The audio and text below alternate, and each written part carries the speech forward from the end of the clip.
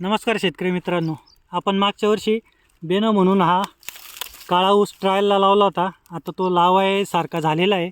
डोळा पण बघून घ्या, हे बघा डोळे पण व्यवस्थित आहे त्याला. आता तो आज रोजी आपण लावत आहे. थोडा केला होता घरच्यापुरता, पण आता बेनं म्हणून आपल्याला लावायचा आहे. आता हा जो काळा ऊस जर म्हणलं तर हा पौष्टिक असतो. आणि त्यातल्या त्यात म्हणायचं झालं तर याच्यामुळे आयुर्वेदिक गुणधर्म भरपूर आहे. आणि खाल्ल्यावर खरंच ऊस खाल्ल्यासारखा वाटतो, ऊसासारखा चांगला वाटतो. आणि मेन म्हणजे हा जो ऊस आहे, हे बघा हिची जी चुट्टी असते ही तुम्ही साधी ही हाताने काढू शकता. हे पहा ही किती नरम आहे, हे बघून घ्या. म्हणजे नखाने तुम्ही सोलू शकता. म्हणजे लहान मुलं, वयस्कर, वयोवृद्ध माणसं तुम्ही याला आरामशीर खाऊ शकता. आणि आपल्या साध्या ऊसापेक्षा याला डबल गोडी असते. आणि हा म्हणजे ज्यांना शुगर आहे त्यांनासुद्धा चालतो.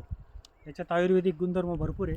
तरी पण तुम्ही यूट्यूबवर सर्च केलं तर तुम्हाला याचे भरपूर व्हिडिओ पाहायला भेटतील. आज आपण एवढ्या क्षेत्रामध्ये हा ऊस लावतो आहे.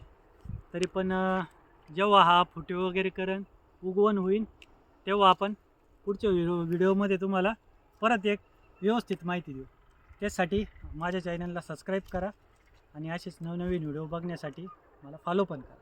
धन्यवाद.